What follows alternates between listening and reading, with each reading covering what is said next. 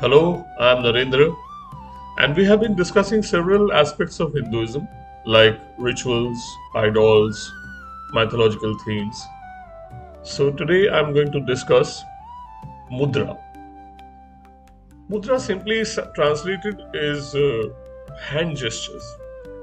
In Hindu iconography, you would find many of our deities, they hold their hands in a particular way, like this, like this, like this, like this. Several hand gestures you would find. Now, like I told you earlier, that Hinduism cannot be understood if we do not understand the language of symbolism. So, even these mudras or hand gestures have deep significance and meaning. So, I'll take up a very important hand mudra called the GYAN mudra. GYAN mudra is represented like this. You must have seen in many temples the deities are having this kind of a gesture, hand gesture, and this is called GYAN mudra. You would find in many statues of the Buddha also. Buddha is showing this GYAN mudra. Now, what does this mean? GYAN mudra is basically it's a hand gesture that signifies self-knowledge. And under what conditions do we achieve self-knowledge? GYAN mudra gives an indication of that. So let's take the mudra. It's like this. There are three fingers. They are pointing upwards, and the forefinger is joined to the thumb. This is the GYAN mudra. Now let us take the fingers one by one. The little finger, it denotes the body, physical body. This finger denotes our emotions. That is why usually you would find that we wear the marriage ring or engagement ring on this finger, the ring finger. This is the middle finger. This is the body, this is the emotions, and this is the intellect, the reasoning and the judging mind. This is the intellect. And this forefinger is the ego. You would find that whenever we are asserting our ego, we have a tendency of using this finger. Don't mess with me. You don't know who I am. We use this finger. He doesn't know who I am. You know, that kind of a thing. So this finger represents the ego. And automatically we use this finger whenever we are asserting ourselves. Like that, you know? Okay. So this is the ego. And the thumb is totally, it's set apart from all these four fingers. The thumb represents the divine. It's a symbol for the divine. Okay. So at present, our personality is body, emotions, intellect, and ego. Ego is identified with these three. Ego is identified with these three fingers. That means ego is identified with the intellect, emotions, and body. This is our personality right now. The divine is apart from us. The divine has no existence in our lives. This is what we are. This is what our personality is right now.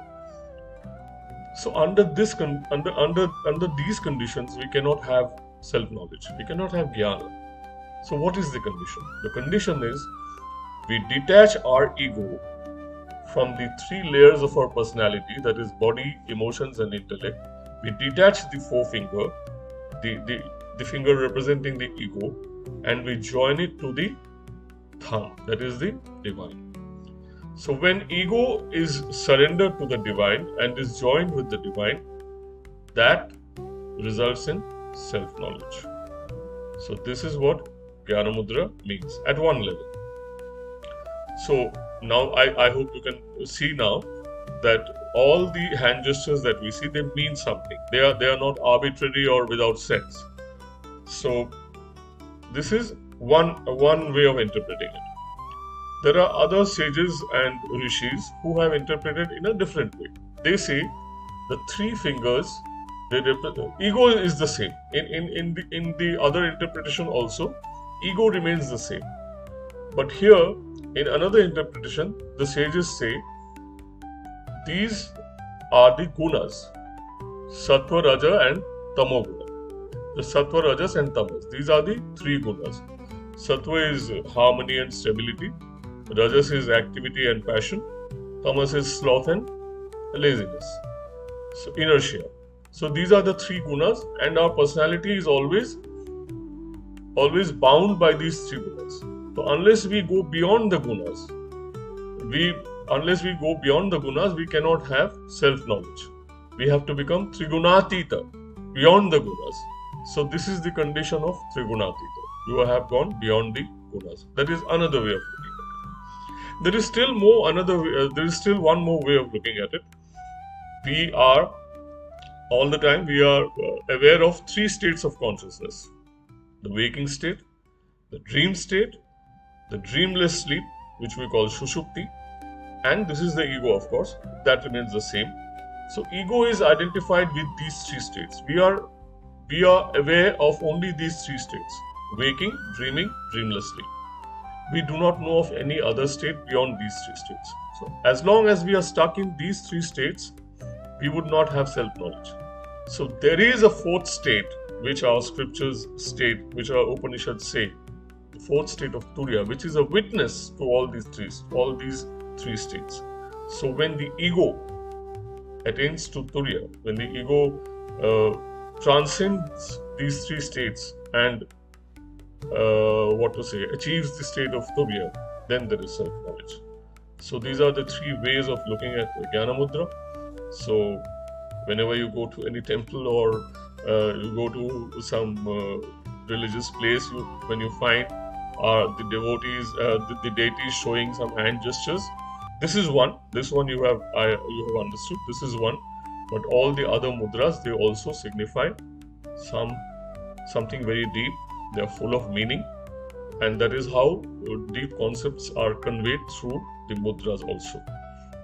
So that's about it. I have discussed only one mudra. In my future videos, maybe I'll discuss some more other mudras. Thank you very much.